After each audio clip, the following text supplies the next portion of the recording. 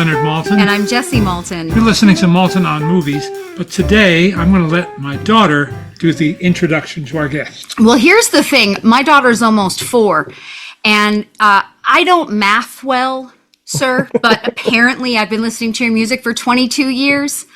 I'm not sure how that's possible. I looked up Grand Theft Autumn and was like, no, that's not, it can't be real. But it is. So this is Patrick Stump.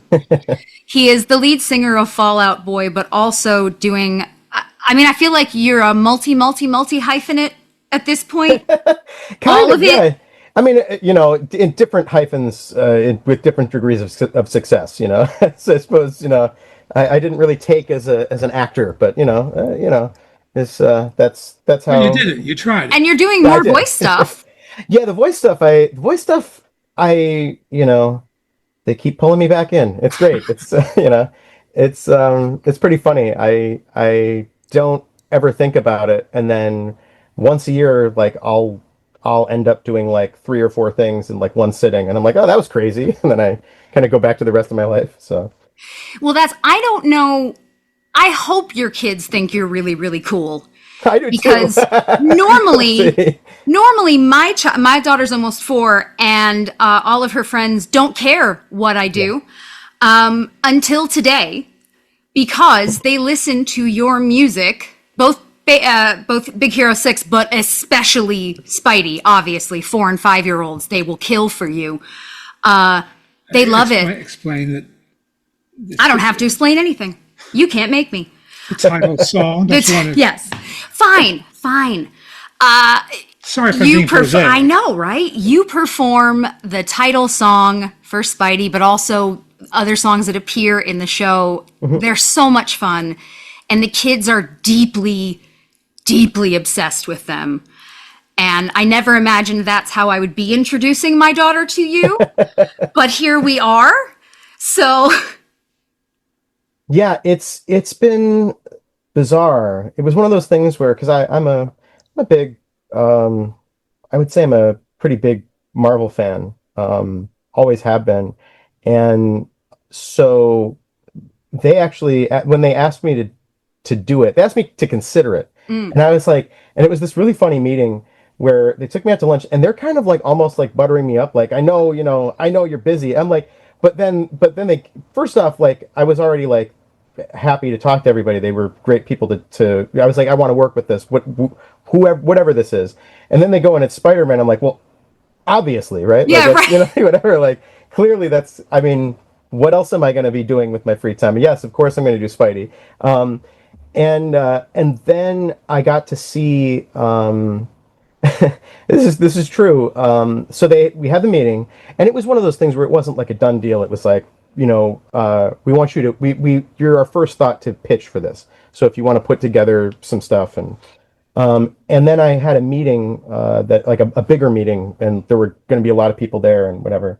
And I had to prep for it, and I didn't have anything. I had no idea, I didn't even know it was going to be a kid show. I didn't really know. I just knew it was something Spider-Man adjacent. Yeah. And about 3 hours before the meeting, I get my kids off to school. I think I'm still in pajamas and stuff. And I get an email from them, and it's like, oh, just so you know, this is the like one sheet description of the show, and kind of what we're thinking for the theme song, that kind of thing. And I read it, and instantly I had the whole thing just like right away, and I'm like, I'm like calculating, and we're like, okay, well, it takes like 10 minutes to get to the studio. It probably take me like 10 minutes to put on pants, like real pants, whatever, like, everything. By the time and then I'm like, how much can I record in that time, like whatever, and still make it to the meeting? Because now I also don't want to be late to the meeting that I'm supposed to go to. So I went there, and just by the time I walked in the door, I had the entire thing written in my head. And I recorded as fast as I possibly could, and then drove as, within reason, drove as fast as I could over to Glendale for this meeting. And it was great because I wasn't supposed to have anything yet. This was very preliminary. But basically the song that you hear, the finished song, there's a couple things I like added, and it's like mixed better, but it's basically what I recorded that morning. and and and so the meeting's going pretty well. They're like, yeah, so if you have, I'm like, well, actually, I do have something, and I played it for him, and it went perfect. But it was one of those things. I looked so great and pro, but like that never happens. It's not like it's not like most meetings I go to. I am woefully unprepared, but that one it was just like the right, perfect Well, moment. So. the phrase is when inspiration strikes. Yeah, right. It struck you. Yes, yes, exactly. Yeah. So. I also think the enthusiasm comes through. You sound about as excited as the kids when you sing it. I mean, like it's the coolest thing ever to get to. I mean, there's a responsibility. When you were saying like, okay, well, this is the first way that your kids are hearing me. Yeah. For me, it was like, well, there's a generation of kids who this is going to be their first Spidey anything. Yeah, yeah. And I was like, well, that's kind of a lot of responsibility, in a lot of ways. And I'm a pretty big nerd about that stuff. Like, so I'm, there's all these different things swirling through my head. I'm thinking about the '60s show. I'm thinking about the Spider-Man and his amazing friends, like elements of that. I'm thinking about the Sam Raimi movies. I'm thinking about the Andrew Garfield movies and the Tom Holland movies and just all of the Spider-Man media, the '90s show. Like I was like, okay, I have to, because to me it's like I have to somehow satisfy the need of okay, this is going to be a show for little kids. Yeah. That parents are going to put on in the background and hopefully not be annoyed. That's Key. What's that? Key, my friend, key. Yeah. I've got kids too. It's like it's a thing. So I'm like, look, I know that has to be there. I know that has to be a thing. But then I also have the nerd, pop music history kind of brain going where I'm like, and I have to respect all of this previously existing, this extant music. How do I combine all that? And so, and that's the best I did. But whatever. It was.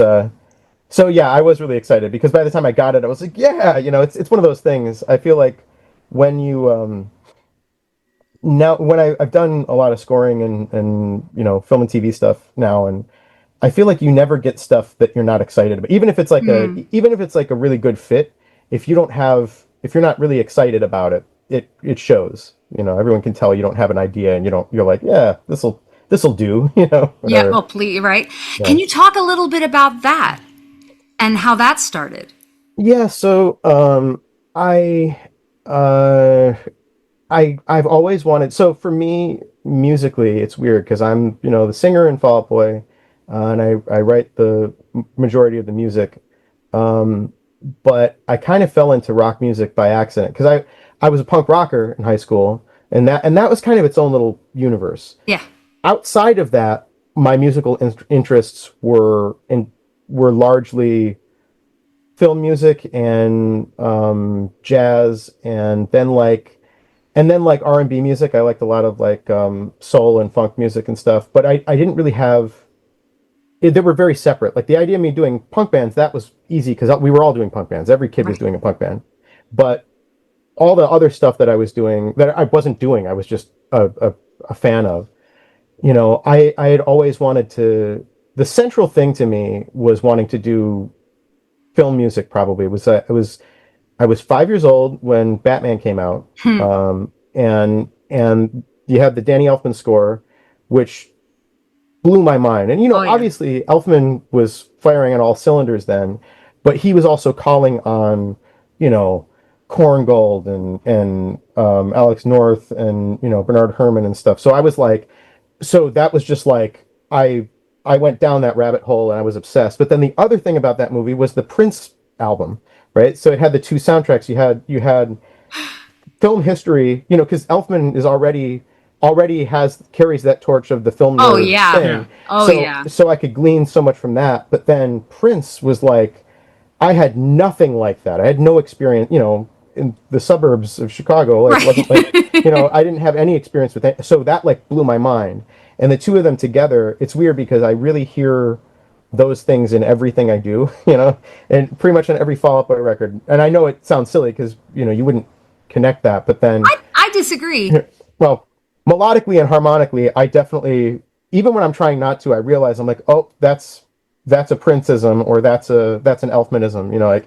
it really still it still is in there. And so I've been trying to score pretty much from the jump, pretty much as Mm. soon as you know, forever. And I would kind of throw that out there, like, "Hey, I can score. I'd love to score your film or whatever." And then I never got that opportunity until I've been doing the voice thing. I do, the voice thing. I always was just kind of a accident because I do silly impressions, and I was doing voices for a movie called No Malone, and they and Robin Klein's great producer, really, really, she gave me such a break. She goes, "I hear you're interested in scoring." I'm like, "Yeah, totally." And she's like, "Would you like to score this film?" And just kind of like sight unseen, I was like, "Sure," and and but it was very much, trial by fire. And I had it was ironic that that was one of the biggest budgets I had for years. That was that first film. I don't think I got close to that for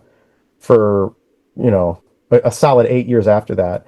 But so it forced me to learn Mm. all of it all at once, and then going into indie films and my friends, documentaries and things like that, where it was a little bit more subdued. I had all the danger of well, we have to have this to the orchestrators by Thursday, and Yeah. whatever, that kind of stuff. All of those tense moments, I had already gone through all that. So then I was able to, like, oh, I got this, whatever. Well, So they threw you in the deep end of the pool, and you floated to the surface. yeah, apparently I didn't get fired anyway. So Right?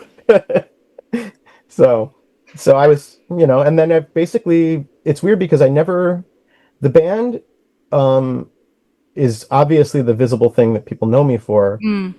Um it's very strange because I simultaneously, no one seems to know that I do the scoring, Mm. but that except people who want to hire me. So I've just been scoring pretty much straight for the past decade or so. Um, I really haven't had a break, since then. So I'm a musical theater nerd, raised by a jazz nerd. And so when I first started hearing your music, especially because I'm 39, I'm just a little bit younger yeah, than you, the punk thing and the ska and all that stuff yeah, was coming in. So of course I was obsessed with Save Ferris and No yeah, yeah. Doubt and all it, because it was the Yeah, I time. was a ska kid too. That was definitely Yeah, a huge thing it for me. was the So time. Well, because your voice can do that. well, and for nerds, it was great because ska was a punk band where you could have harmony. A horn It's like, section and yeah, everything else. but Yeah. by necessity, you had to have someone who could, like, who had some music theory. So Yeah. you know, And that's the thing is I think that part of what made you guys stand out as much as you did and do is because your voice, we all know some of the punk stuff sounds exactly like it does. And there's the jokes and that's fine. And I will love that music till I die. But you had more of a voice that sounded like a trained voice. And because you have a range, whether you are aware of it or not, but listening to it, and me, because I'm a music nerd, trying to explain to my friends how hard some of the stuff you were doing was, and saying, "Do you know how difficult it is to go from that to that? Do you?" And they didn't because they were not as nerdy as I was. But no, I mean that's the thing. When you started doing more, and especially on this side, I was never surprised by that because I feel like it's something that you have. well, thanks. Yeah, singing was really funny because that was the last thing. That was the last thing I thought I was going to do. Yeah. Which is strange. There's a lot of singers like that. Mm. I've actually come across more than a handful of singers who are like, "Oh yeah, I just happened to have the best voice in the band, but I had never thought to sing." Right. Yeah. And that and Yeah. that that was very much my thing. Was I really didn't have any particular thought of being a singer. In fact, to your point about a lot of punk bands, there was kind of an aesthetic kind of standard of, like, how you sang in punk rock, and I would try and sing backups on records and stuff. And I was in the bands I was in, and I could kind of do it, but there was always this element of, like, my having this was very much pejorative. They'd be like, "Oh, your voice is so pretty." Like, Right. But whatever. that's it. That would kind of come through, and then Yeah. I was kind of embarrassed of it. I was like, "Oh," and so I was trying to be, we were, I was in this one band and we were trying to be like Hot Water Music or like Small Brown Bike or something like that with Yeah, that yeah. really gravelly kind of singing. And I would try and do it, and then after a certain point, it would get taxing, and your real voice would just come out, and it would be like, and then I sounded like me, and it was like, oh no, Right. this isn't gonna work. But that's it. you I know, mean, no, it's you have vibrato, you have yeah, a warmth and a depth to the voice, and it's just style differences. As you say, but I love that. I love someone going up and going, sir, this sounds like you know how to it's sing, and I need you it's to too leave. pretty. Well, that This was is not right. yeah, yeah. It was pretty brutal. It was really funny. Like I remember, I remember warming up. I was already in Fall Out Boy at this point, but I remember warming up because I would warm up, and I would just sing like Sam Cooke or something like that. That was Yeah, like kind of like it was very in like a comfortable range to like, yeah. I wasn't belting, but I was kind of crooning or whatever. And this other singer from another band came up to me. He's like, "Oh, your voice is just so pretty, isn't it?" And it was, but so it was one of these things where it wasn't like a thing that I was really actively seeking. Yeah. It just sort of happened, and now of course I'm really grateful because it's an awesome party trick to be able to, like, when I'm working on film scores or whatever, I need a vocalist to do this, and I'm Yeah. like, oh, who am I gonna? Oh, I can do this. I can do Right. this in 10 minutes. Like whatever. That's a fun thing to have in my back pocket that I wouldn't have had even if I had ended up in the film scoring thing. I wouldn't have had that if I hadn't have been also thrown into the having to be a singer, you Yeah. know, which I did not plan. That's so funny.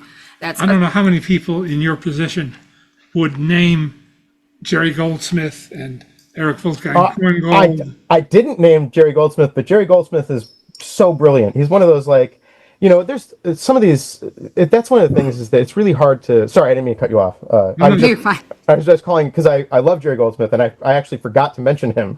But yeah, sorry.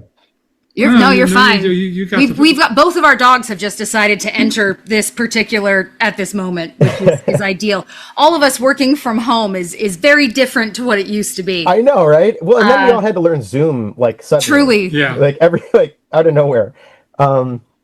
No, but yeah, that was one of the things that was actually difficult was because trying to. It's weird. Fall Out Boy is very natural to me. That's been what I've been doing for 24 years now, apparently. Yeah.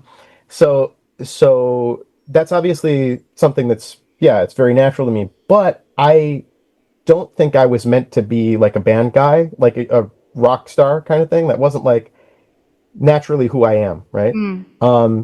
And there's been a fun dichotomy with that because there's always this kind of like, I'm sure some of our success plays into that because I'm like, I don't know, I'm too Midwest and gee whiz, just like whatever, and I can't do the whole like, yeah, come on, Cleve. I can kind of put it on for a second, but then yeah, secretly, privately, I was just soaking up music. I used to work at a used record store, and that was such an education because it would be we had just so much music that I never would have gotten exposed to, and so many film scores. We had a lot of they kind of took everything too. So we would also have DVDs and VHS tapes and Betamax tapes and whatever.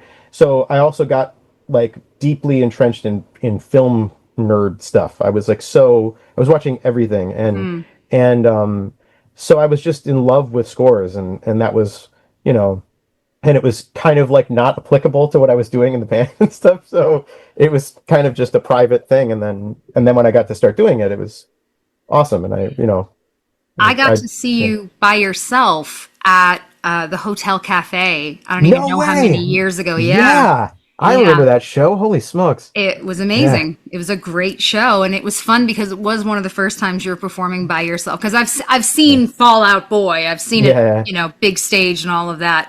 But it was neat to see you on a not so big stage. And you guys just did. My dad was asking if you guys have toured recently, and I was like, they just did a gigantic tour. Yeah, we actually Big boy. just got back from the very last run of it. The last bit was, well, we did some festivals.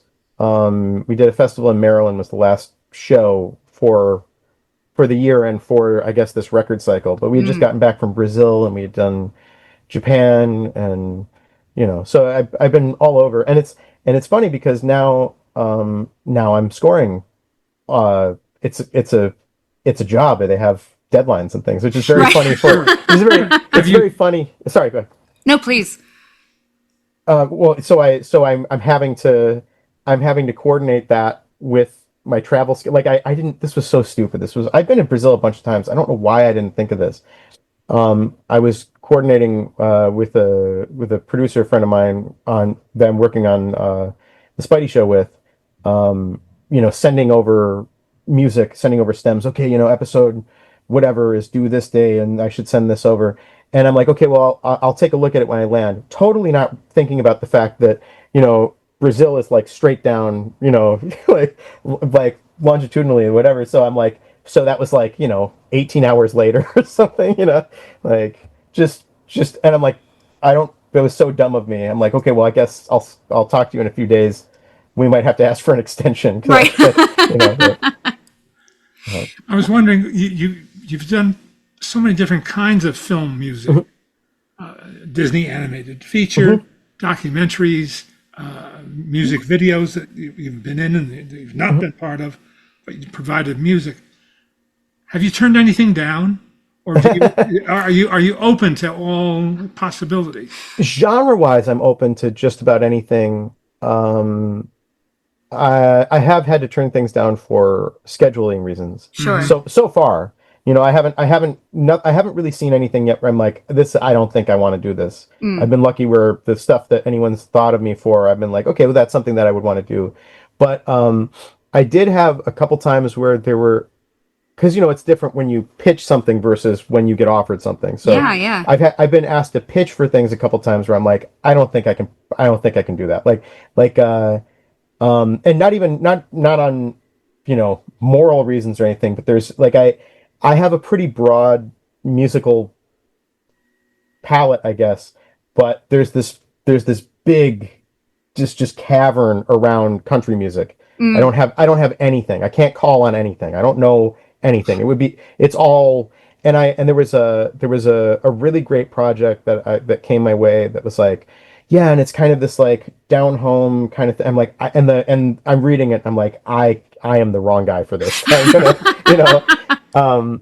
So that's been, but yeah, it's weird, and it's weird finding out the things that you really shine at too. Because it's not what you expect necessarily. Like I've had, like I always knew that I had a lot of that like Alan Silvestri Predator stuff. Like I can pull that out of I can write that forever. I could write that without thinking, right? I just like it just spills out. But then I've had a lot of luck with the really heartfelt kind of lyrical string moments and stuff that I didn't expect. I think you just you're a kid in the 80s and 90s and you watch so much stuff that John Williams did, and you just can't not, it's just in there, that and whatever. And so there's a lot of, I was kind of surprised that it's almost like when a kid, lives in a house speaks a second language, and they don't, I don't speak any, and then all of a sudden it just kind of spills out. It's kind of like that. It's there. So, it's all there. Well, I mean, it is one of the greatest joys for me, of course, is getting to introduce my dad to artists or films or whatever, because this is what he's been doing forever. And I will tell you, one of the strangest moments of my life was when Trent Reznor and Atticus Ross were at the LA Film Critics event getting their award, the first award for the Social Network. And they're standing in front of me and I'm going, Dad, this is this is Trent Reznor and Atticus Ross. And I just I didn't even know what to do with myself because I was so excited. And, it's similar with this. It's so much fun to watch what you do because I have been a fan for 22 years. That's like really early, by the way. You were an early adopter. That's incredible. But I like good music. What can I say? Cheers. But it's really fun to be able to say, oh, this thing that you've been listening to, I can tell you who that is. P.S. went to school with Silvestri. Oh, wow. Yeah. We're both from Teaneck, New Jersey. Yeah. That's amazing. I didn't know And that. they grew up together, which I just love as a weird fun fact. That's fantastic. Well, he's like, I mean, again, just kind of, yeah. I was born in '84, so between John Williams and Silvestri and Elfman, that was kind of like my childhood. Yeah. Was like those scores. Just it's funny because that's how I knew that I was more into that than I was into. Some kids wanted to be the superhero, on the playground and that kind of thing. And I was obsessed with the superhero, but I wanted the song. I wanted the music that they did. Like that was the thing. Yeah. Was the like I remember this one Christmas I got a tape recorder, like a little like tiny boombox, and my mom had a boombox, and I realized that I was probably about like 7 or 8, and I realized that I could take two tapes and multi-track. I could sing into one and sing to the other. Yeah. And I remember singing a bunch of the stuff from, like, humming a lot of the stuff from Roger Rabbit, a lot of the score from Roger Rabbit, like doing that back and forth because I was just so obsessed with that music. So yeah. It's the simple things that now exist so easily with computers. But I yeah, know, when you right? figured But, out yeah. you could harmonize with yourself. Yeah, it was crazy. That was the thing, is that, like, I don't know, just understanding what harmony was, that you could. That was like, it was mind blowing when you're a little kid. But anyway, that's how I knew that I had a different interest in media than my friends. It wasn't like, I wasn't so obsessed with, like, I don't know, the having the toy or having the whatever. Yeah. I was just so into the music and the voices, a lot of the, I mean, Right. I do the voice stuff, but Yeah. it's all the sound. I just love the sound of films. Well, how wonderful that you've been able to pursue it Yeah. so Yeah. successfully. Do your kids think you're cool? Right now they do. I mean, they might, Okay. they always grow out of it, you never know. But right now they seem to. Okay. It happens that I end up doing things that they think is cool, like right at that moment. Okay. So I remember when they got into the school age where the like where some of the kids were talking about Taylor Swift, it like that was like right when that song we did with her came Yeah, out. yeah, yeah. It like couldn't have been more perfect. And then I'm at the bus stop and it's like, one of the other kids is like, that's you? It's like it was great because it's like otherwise I'm like so not cool, but then there's always like this, it's like this little blip reminder, like, no, I'm kind of hip, like whatever. But I'm telling you, when I told the kids I got to talk to you today for a solid, I mean, again, they're 3 and 4 and 5, so I'm going to get 30 seconds of concentration, but in that 30 seconds, yeah, right. I was a very big deal. Yeah. No, it's amazing. I'm amazed by careers because you don't know where they're going to go.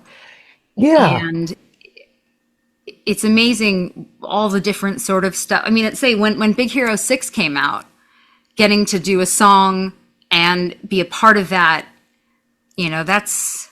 Well, that was that was a really defining moment for me too, because as I said, I had been throwing myself at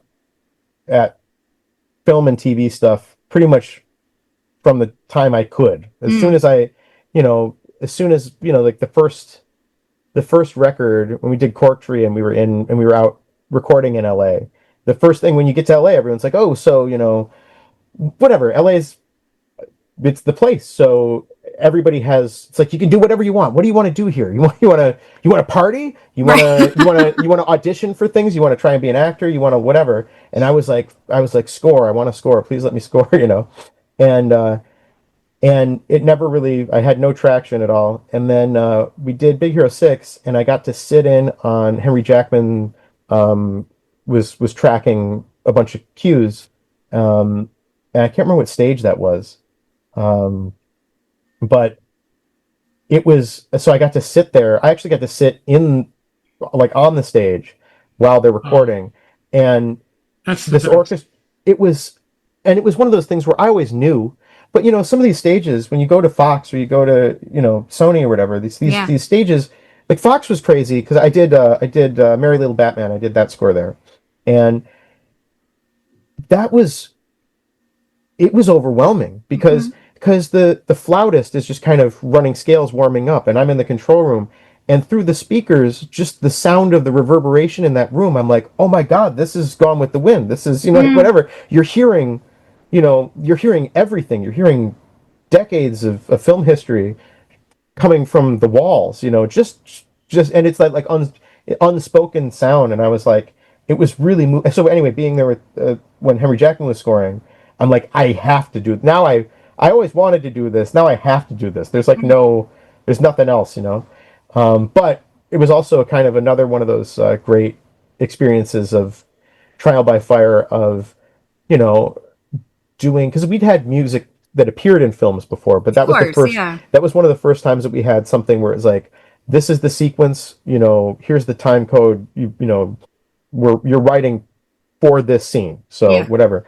And getting notes back and the notes process and watching that and, really understanding like what I'm in for, like that would have been the moment where I'm like, oh, never mind. Right. Actually, our friend Tom McDougall at Disney, he put that together, and that was one of the things he was saying after we did that. Is he's like, I could see you actually doing film because you returned those calls, like because it's one of those things where most artists were like, let my manager deal with that, whatever. Yeah. But it meant something to you. Yeah, that like when they would be like, yeah, can this drum land on this beat? When we cut to this shot, can it be this? That I wasn't like too precious about it. That was like, yeah, sure, it's your movie. Like that was apparently that was my, I didn't bomb that. You passed the test. Yeah, Whatever the test was, you got it, Yeah, and they were exactly. thrilled. Not everybody is so cooperative. That's Yeah. a good word. It's true though, and I think it's one of those things where I think that's just blind luck on my part because I don't know, I'm from the Midwest. I don't know, but it really helped, and I noticed right away that like when doing film and TV, especially when you have there's so many people involved it's really given me an appreciation for Sidney Lumet said. I think it was him, or maybe he was quoting somebody else, but I remember seeing him say that the greatest compliment you can give on a film is to other people working on a film is that we're making the same movie. That because there's so many people, and that's the thing that I really didn't have an appreciation for until doing it. I'm like, there are just when you sit back and you watch your movie or whatever, the amount of people, those credits, that's why in LA everyone stays for the credits, because there's so many people. They're really and anyway, but when you get all those notes, it really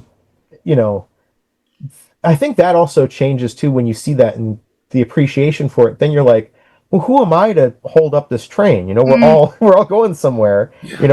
And me to be like, oh, but I wanted this. Who cares? But it's thoughtful. That's a thoughtful thing. Yeah. I say to people all the time, remember that when you're watching 8 minutes of credits, those are humans. We Yes. forget sometimes all of those people are people. And Yeah. yes, it's true when you're here. What's your line? What do you always say? You stay to the end. The movie isn't over till you've been threatened with civil and criminal prosecution. That's what we That's believe when in the our movie's family. over. So the whole theater will be empty, and we are still sitting till the end of the credits. Well, that's what I always thought. Wait, may I call you Leonard? Is that okay? What did you think of The Critic, of the show The Critic? Oh, it's funny. I love Yeah. that show so much. Funny. I love that show so much.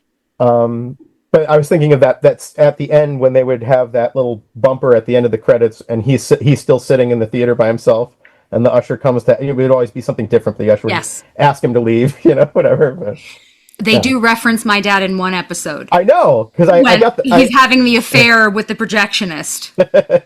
Best day of my life. yeah. That's pretty cool. That's pretty cool. See, parents can be cool. Your parents can be cool. I think my dad's really cool. Yeah. I don't think I've ever not thought you were cool. Wow. I like you. God And I bless have you. faith in your children and in mine because right now they like us. Let's hope it stays that way. Let's keep that ball in the air. I never went through I don't like my parents stage. So I hope that mine is the same way. Disney Junior looms large in this household. Man. Yeah, it's That was another thing um, that I kind of, in that story of how I fell into it. Um, there's a really amazing moment with Spidey because we started production of the show, and then we were on the pilot, and we had been on the pilot for a while because the pilot we took way longer than any of the other episodes. We took, I don't know, I mean, probably a year Mm. of reworking and stuff just to get that pilot right. But we're working on the pilot, and we're just about done with it, and then COVID hits, and Hmm. and and there was this crazy, moment where it's like, well, what's going to happen with everything? Everything shuts down. But by chance, Disney was like, well, this we can do because the animators can work individually, Right. the Yeah. voice actors can work individually. Everybody was able to. So while everyone was getting shut down, everything Hollywood shut down for a while. We were one of the only things going, and so it was like, and I would talk to my friends, and they'd be like, "Yeah, my show got, well, Right. who knows?" And I was like, "Oh, yeah, sorry." Sucks to be you. Yeah, yeah, basically. So, but um, yeah, I mean, I think about Disney Junior, and I'm like, I can't imagine what I've been. That saved my pandemic. I would have, I don't know what I would have been doing, otherwise. But I'll say I love your music as you, and I love your music in that, and I love that that's how my daughter's getting to know your voice. She's also obsessed because she really likes Christmas music with "You'll Shoot Your Eyes Out." oh, hey, that's amazing! Big fan of that one, which Wow, I enjoy immensely. I haven't thought about that in a while. It's one of my go-to at that time, and it's you. You'll appreciate it's Yule, Yule. You'll shoot your Yeah. yes. But it's so much fun to see what you're doing, and you are such a lovely person, and it has always come across that way. I know being Midwest can be hard sometimes, but I believe in Yeah. you. Cheers. Yeah, You no, it's one know, of the, I mean, it's a thing where, because, you try to, sometimes you have to be especially in rock music, sometimes it's like they have the photo shoot and they're like, okay, be mysterious or right? whatever. And you're like, but I visibly have no mystery. I don't, I don't know what you want me to do here, but, you know, um, yeah, well, thanks. Yeah. It's awesome to talk about. It's, it's weird because when you're a nerd about something, um you really want to talk about it, but then it doesn't, if it's not if it's not relevant to you know people want to ask me about, and I don't mind this, but people want to ask me about bands that we're touring with or something like that, Yeah, and whatever, but I never get to talk about the thing I do every day. right. Yeah. So Yeah. yeah. That's Well, that's why we're here. yeah, people often say to my dad, I don't want to bother you with movie stuff," and he goes, "No, I really like movies. It's okay." With my friends, can I talk to your dad about movies? Yeah, man, go for it. He really likes them. Yeah, well, um I remember seeing Patton Oswalt was talking about, because this is an old stand-up, so I don't know how accurate this is anymore. But he had said at the time that he had written 4 or 5 screenplays that had gotten purchased, and none of them had gotten made. Mm-hmm. But he was when he moved to LA, he was like obsessed, just fully, just gonna consume every movie he could, and I was kind of marveled by how universal that experience is Mm. as a film person in LA. You get out there, and I used to when the band got paid, the band got our first like big check, Yeah, yeah. and I would just go. We were staying at the Oakwood Apartments, or the Oakwood, whatever, the Yep. Open Oakwood's on. apartments. Yep. Yeah, Yep. and I would. Oops, sorry, I bumped my mic there. And uh, I would sometimes walk, which was a long walk, but I would go over to Amoeba, but like constantly, and just get Criterion Collection. I was going through, like, I would be like I'd be like, okay, I want to see every film that Rod Steiger was in, Mm. like I want to see every film that Schlesinger directed, like, that kind of stuff or whatever, and just devour, and I feel like that's like a lot of us are doing that, huh? It must be a lot of what Hollywood is, I guess, but Well, that's when he and Patton are together. It's we like to say you need a UN translator because it's just, the movie talk is deep. That's And Matt Pinfield and I have that kind of oh thing God, yeah. as with music stuff. It's weird because like we're both know like I mean he hit him much more so, but in our circle, people know that I'm a music trivia guy. So like the two of us, it just like ends up being this like, you know, echo chamber or whatever. But I will tell you that people ask me what I'm jealous of with my, oh, he's met this person, that person. For me, it's that he saw Ella Fitzgerald perform live. He's seen Mel Torme perform live. wow, I mean, like all those wow, greats that you can think of, he has seen that's live. amazing. Even my mother saw Ethel Merman in Gypsy on Broadway. She saw Yul Wow, Brynner in The King and I. So when people ask me what I'm jealous of that. I mean that's incredible. I mean that list My just timing now. was good. My Yeah. timing was really good. I guess your parents' timing was good. That Yeah, was, it's incredible. but yeah, that to me, getting to see that sort of thing in person and experience it, that.